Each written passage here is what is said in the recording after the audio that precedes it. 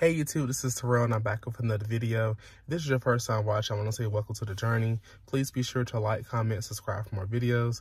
As you know, it has been a long awaited time since I've been posting on YouTube. I'm going to post another video eventually, kind of just telling you guys what I've been up to as well as all updates. But today's video is going to be a special video because it's going to be the day in the life of a mental health therapist. I will be updating you guys. Well, I'm going ahead and tell you now in this video, but I am officially a licensed clinical social worker associate in the state of North Carolina. So I am able to provide clinical services to clients and patients. And so I have been working at an agency now, or a clinic here in Charlotte, for the past month now. So today is actually Saturday, October 8th, I think it is. And it's early in the morning, so I have about 3 clients that I see on Saturday. So I'm going to take you the day in the life of my day as a mental health therapist. So again, I just want to apologize deeply for my hiatus, but I will have a video coming soon to kind of explain what has happened or what has transpired. But again, if this is your first time watching, please be sure to like, comment, subscribe for more videos, and stay tuned for more. So I'm here now, getting out of my car. By the way, I did get a new car, which is, I'm also going to update you guys on that as well. But first thing first, I'm going ahead and get all of my items out the car that I use for my sessions today. So it's a lot of different stuff, but let me see if I can turn this camera around. I got a new phone too, so probably why the camera quality. I finally joined the iPhone wagon, or iPhone, yeah, is it wagon? However you say it, but let me see if I can turn it around. I'm not sure, but I don't know. I'm just gonna, you know what, I'm gonna cut this out. So I typically start my day off, of course, by getting my items out my car. I got my laptop, and I have what I like to call my therapy bin with different items I use for my session. Some board games, I got some Jenga. I have some crayons, markers, books, different type of stuff. I do travel between 2 different clinics, so I don't get to keep my items in one particular space. So I travel around with all these items in my car from clinic to clinic. So I will be coming back when I get inside, and I'll show you all the items I have in my bin as well as my book bag. So again, stay tuned for more. So I finally made it inside into my office. Well, it's actually a shared office space, but it's actually shared between myself and the psychologist that we have here. She's only here like during the weekdays or so, but I'm in this space on Saturdays. As you can see, it's a pretty cool office. I do a nice little spin around. You have a whiteboard behind me, you have the couch, I have a desk and a chair. I have a smaller table, you know, for kids who wants to, you know, get items such as coloring and things like that. It's very practical, very good to use. On Saturdays, it's just myself and occupational therapist who sees kids on Saturdays, so it's very quiet on Saturdays, which is what I like and love. But I'm actually going to be sitting down because I have my first client in about 40 minutes or so. So I'm going to show you guys how I prepare for my sessions. And again, if this is your first time watching, please be sure to like, comment, subscribe for more videos, and stay tuned for more. All right, so I am back. So I'm sitting down at my desk, and one of the first things I like to do before my first session, my first client shows up, is go ahead and pull out everything I'm going to use for that client on that particular day. So I typically pull out my laptop and log into our electronic database to pull up the client's electronic file. I get my therapy notes out to review the previous sessions, and then whatever I'm going to be using for that particular day, I go ahead and get those items out and get it mapped out and planned out. So one of the cool things that I recommend for all new therapists, or any current therapists as well, or social workers to do, is to collect a resource binder. And I'm not referring to like community resource, I'm referring to like therapy resources. So this is a binder that I have put together of various resources that can be used for the kiddos with different, you know, diagnoses.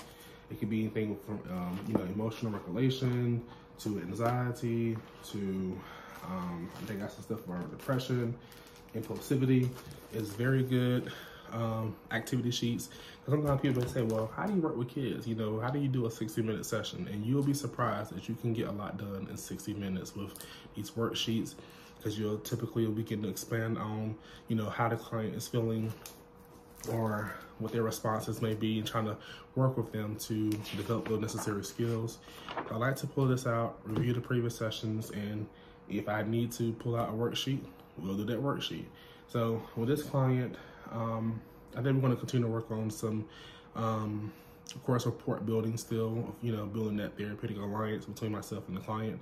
Like I said, I've only been here about a month, and I've seen him maybe 3 or 4 times. So we're still building rapport and relationship building. And I'm also going to continue to work with this client on some emotional regulation and working on identifying coping strategies he can use to help with his anxiety. So that's what I do for my sessions in between. My sessions are pretty much back to back. I have one at 9:30, one at 10:30, and then I have like a break, and then I have one at 12:30. So I'm typically busy, but again, I do apologize for the hiatus. Like I said, it's been a lot that's going on. I got new phones. All of the footage I had recorded or planned to roll out was on that phone, so it's just a lot. But anyway, that's what I do for my first client is I get everything ready. Again, I'm going to try to get some more footage of you guys, or for you guys if I can.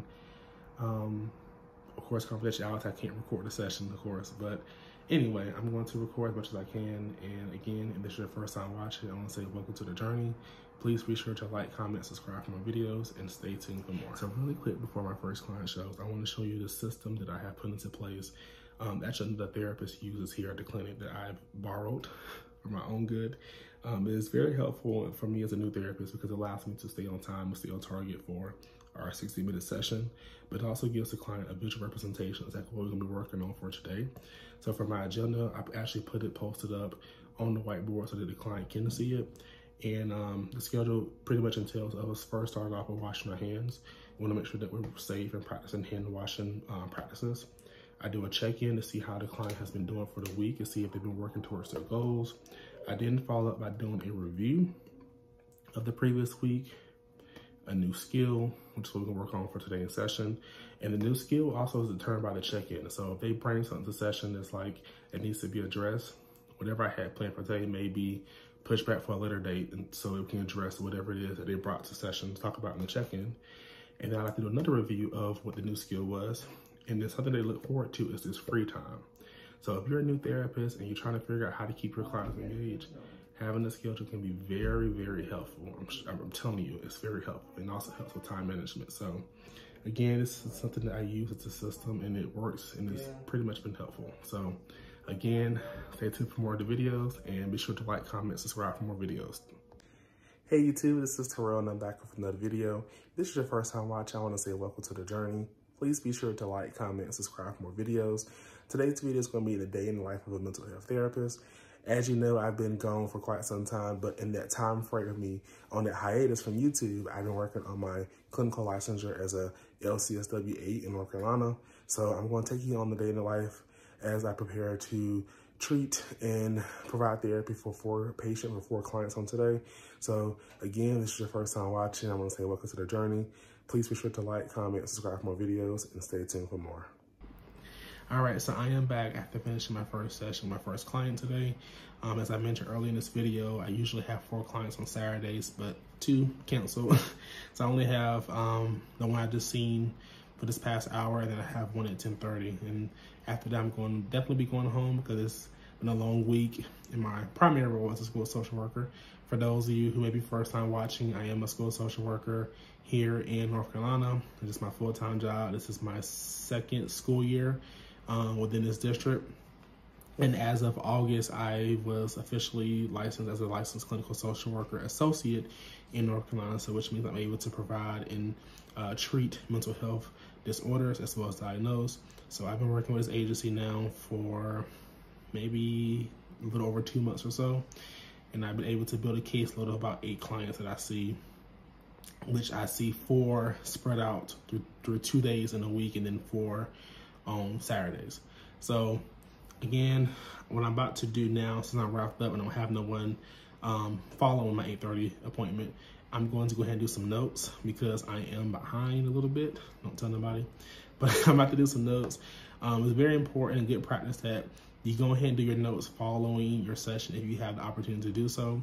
Because my schedule is like jam-packed, like back to back, I don't necessarily have the time to do the notes following a session. So typically I have to take the work home, which is not the best practice in the world. But again, I have a full-time job. It's contract work.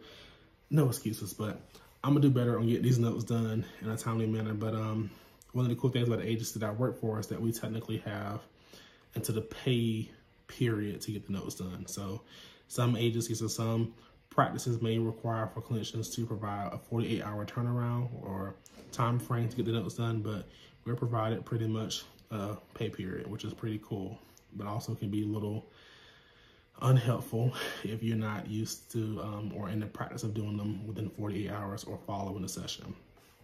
I want to do some notes, but before I hop off, I want to show you two really cool tools that I use in my sessions. I purchased these items through Amazon. One is this deck of cards. I'm not sure what I want to call this. I guess I'm gonna call it intervention, you can say. It's called Mindful Kids. It's a really cool deck that you can use with kids ages 4 to 104. I only see kids, I don't see no one that old, but these cards were implemented or illustrated by Miss Whitney Stewart and Mina Braun. It's a pretty cool card of different mindfulness-based activities you can do with kids and engage in session. And another one, which is pretty cool, is a CBT deck card where it has different strategies surrounding the CBT model of addressing, of course, the cognitive distortions, which is another very useful therapy or intervention that a lot of clinicians use, of course. So these are pretty cool cards, and they categorize into think, act, and be, which of course is the cognitive, behavioral, and then the mindfulness practice of CBT. So really cool cards. These cards, I would say, after engaging with some of my clients, I think my youngest client is like 5 or so, my oldest like 14. I definitely recommend to engage this work with these cards with kiddos, I say 8 and older. You can, of course, adapt. A lot of times you are adapting working with kids, or I would say clients in general, but definitely 8 and older for these particular deck of cards. And the person, the psychologist, is actually Self Gillenhan, and his daughter, Ada, who I believe actually has ADHD, I believe, according to the anecdote. He created these cards for her alongside her as an illustrator. So very good cards to help build coping skills and address anxiety and worry. Of course, different emotions, and also working on those mindfulness-based strategies. So we got 2 tools that I use. I have some more I'm gonna show. I'm actually gonna do a video probably on like what's in my therapy bag. Yeah, I guess I'm gonna do that. What's in my therapy bag? So, but don't promise, I can't promise it because as you can see, I've been gone since February and I haven't posted up videos. But again, I am back. It has been a lot that has happened in that whole time frame. I think I am going to do a video highlighting or showcasing exactly where I've been and what I've been up to. But again, if this is your first time watching, I want to say welcome to the journey. Please be sure to like, comment, subscribe for more videos. Also in the comments below, please share any suggestions you have for future videos, whether it be for school social worker, social work in general, or maybe even like any clinical like type questions maybe. I'm gonna do my very best to respond to those comments. I'm gonna do better overall, but again, I want to say thank you so much for hanging on in there. Thank you to all of my subscribers. Thank you to all of those who watch my videos. I think my highest rated video is, I want to say, I know over 3,000 views, I want to say, or so. It's a lot of comments on that video. So again, this is your first time watching, I want to say, please, welcome to the journey. Please be sure to like, comment, subscribe for more videos, and of course, stay tuned for more.